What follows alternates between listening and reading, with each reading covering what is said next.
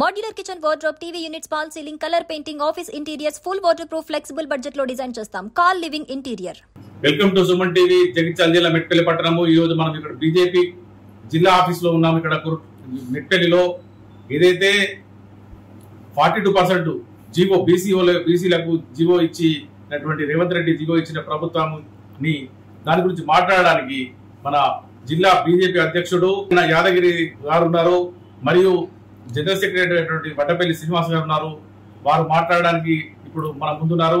అయితే ఇక్కడ ఏదైతే 27 నుంచి బీసీలకు 42% జీవో ఇచ్చినటువంటి సందర్భంలో అది కోర్టు ఈరోజు స్టే ఇచ్చి ఎలక్షన్ నోటిఫికేషన్ ని కొనసాగించాలి, మరి 50%కి మించకుండా మీరు ఎలక్షన్ చేసుకోండి అనే సందర్భంలో మీరు మాట్లాడడానికి మన ముందుకు వచ్చారు.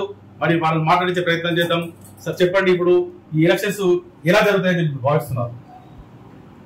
ఏదైతే కాంగ్రెస్ పార్టీ 42% రిజర్వేషన్స్ బీసీలకు ఇస్తూ ఆర్డినెన్స్ తీసుకువచ్చిందో అటు ఆర్డినెన్స్ మీద గౌరవ హైకోర్టు వారు స్టే ఇస్తూ వాళ్ళ ఉత్తర్వులు జారీ చేయడం జరిగింది. ఇది అందరికీ తెలిసిన విషయం.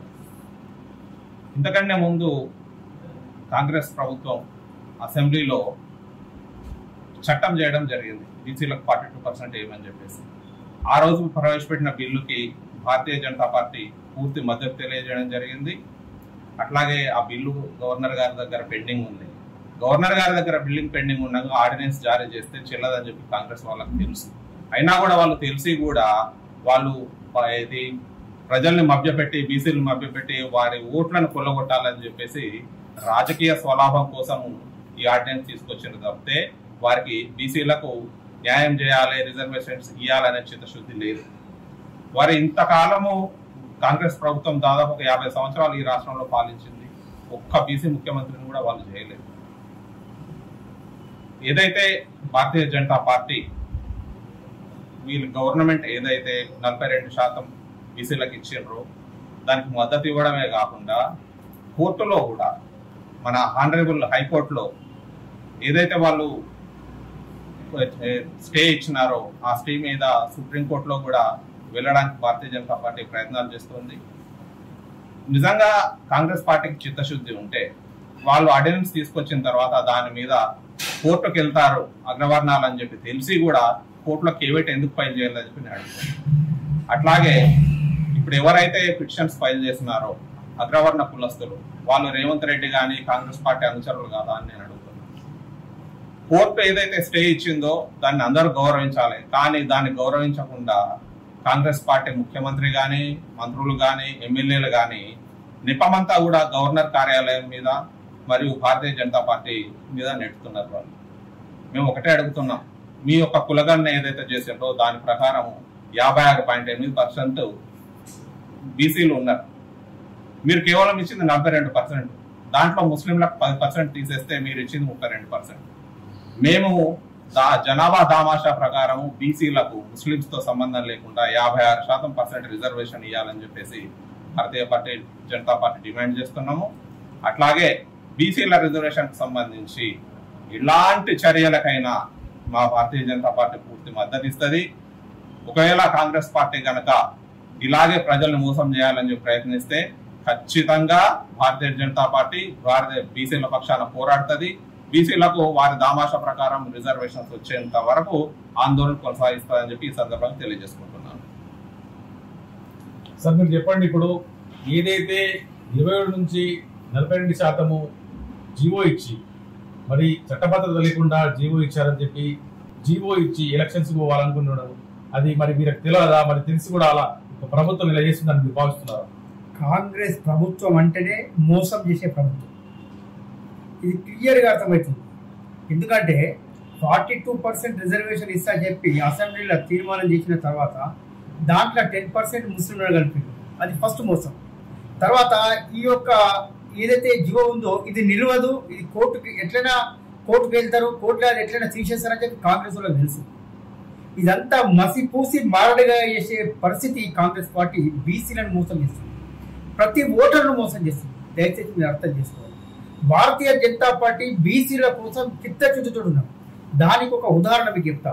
ఇవాళ బీసీ కమిషన్ చట్టబద్ధత ఇచ్చిన ఘనత కేంద్రంలో భారతీయ జనతా పార్టీ. మీరు అర్థం చేసుకోవాలి. అదేవిధంగా Bharatiya Janata party BC commission chairman చేసిన ఒక బీసీ నాయకుడు చేసిన ఘనత మా భారతీయ జనతా పార్టీ నేను తెలియజేస్తున్నాను. నేను అడుగుతున్న ఇవాళ కాంగ్రెస్ ప్రభుత్వాన్ని 42% మీరు బీసీలకు రిజర్వేషన్ చెప్పిన గొప్ప చెప్పుకున్న నాయకులు ఇవాళ మీ క్యాబినెట్ లో బీసీ మంత్రులు ఎంతమంది ఉన్నారని చెప్పి నేను అడుగుతున్నాను. బీసీల మీద మీకు చిత్తశుద్ధి ఉన్నదా? అసలు ముఖ్యమంత్రి బీసీ ఉండాలా? మా యొక్క బీసీల యొక్క లెక్క ప్రకారంగా ముఖ్యమంత్రి కూడా బీసీ ముఖ్యమంత్రి అయి ఉండాలి. అది పోని కనీసము క్యాబినెట్ ల మంత్రుల పరిస్థితి కూడా ఈ 42% ప్రకారంగా 15 మంత్రులు 16 మంత్రులు మా క్యాబినెట్ లో మా బీసీ మంత్రులు ఉన్నారు. ఎక్కడుంది మీ చిత్తశుద్ధి? మీ యొక్క వ్యవహారం అంతా పబ్లిక్ ని మోసం చేసుడు, ఓటర్స్ ని మోసం చేసుడు, ఇదంతా తప్ప ఇంకోటి ఏం లేదు. ఇంకొకటి, ఈ యొక్క ఏదైతే ఎలక్షన్స్ ఉన్నాయో ఆల్రెడీ నామినేషన్ పాపం సభ్యులందరినీ ఎంత కన్ఫ్యూజ్ చేసిండ్రు, ఎంత మోసం చేసిండ్రంటే ఆల్రెడీ నామినేషన్ ఫామ్స్ ఫిల్అప్ చేసుకున్నారండి. ఒక ఎలక్షన్ అంటే ఏ ఎలక్షన్ అంతే సిస్టమ్ ఉంటుంది, వ్యవస్థ ఉంటుంది, అంతా అవన్నీ చూసుకోవాలి.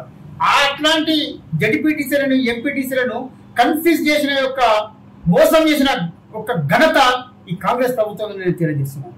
ఎందుకంటే ఆల్రెడీ నామినేషన్స్ ఫామ్స్ రాయంగానే మనకు హైకోర్టుకి వెళ్ళి స్టే వచ్చింది.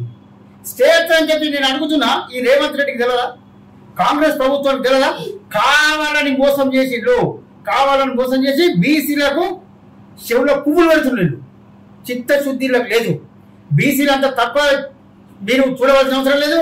బీసీల కోసం భారతీయ జనతా పార్టీ సిద్ధంగా ఉన్నది.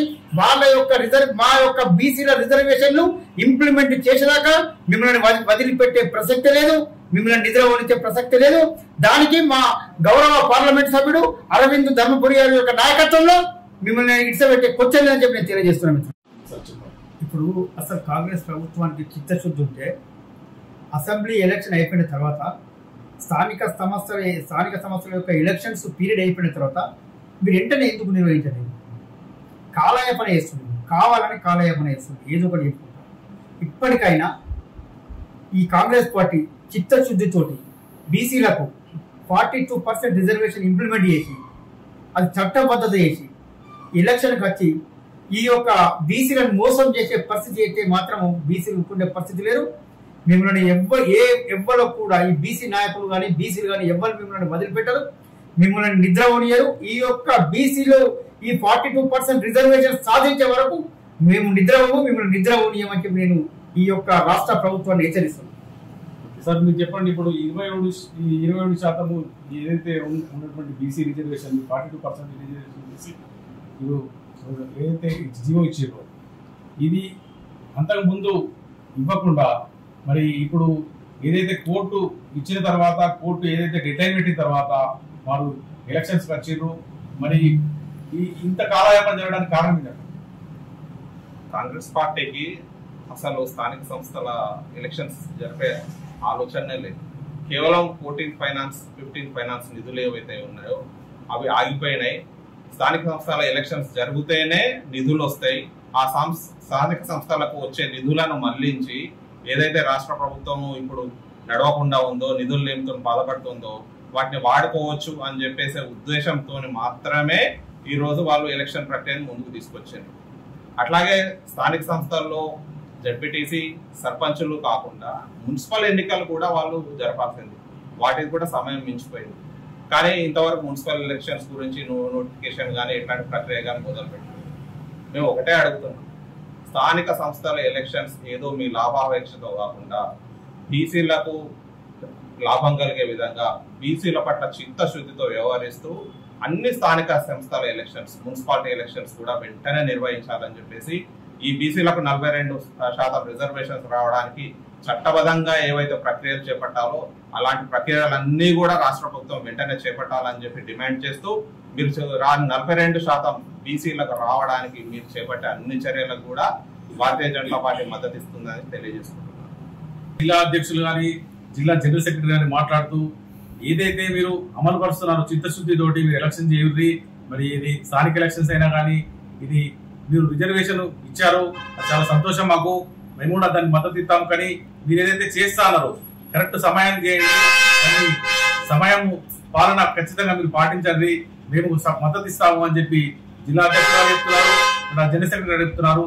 మేము ఖచ్చితంగా మేము చిత్తశుద్ధిలో ఉన్నాము, మా బీసీలకు మేము రిజర్వేషన్ మేము కల్పిస్తాము అని చెప్పి మీరు ఏదైతే చట్టబద్ధతోటి మీరు రిజర్వేషన్ చేసుకుంటే రిజర్వేషన్ ఇవ్వండి, లేకపోతే మీరు ఏదైతే చేస్తున్నారో ఎలక్షన్స్ మాత్రం ఖచ్చితంగా పెట్టుండి. ఎలక్షన్స్ పొడిగించుకుంటూ సమయం ఏదైతే కోర్టు తీర్పు మీకు మొట్టికాయలు పెట్టేదాకా మీరు ఎలక్షన్స్ పోలేకపోయినంత వరకు సమయాన్ని అనవసరంగా వృధా చేసేరు.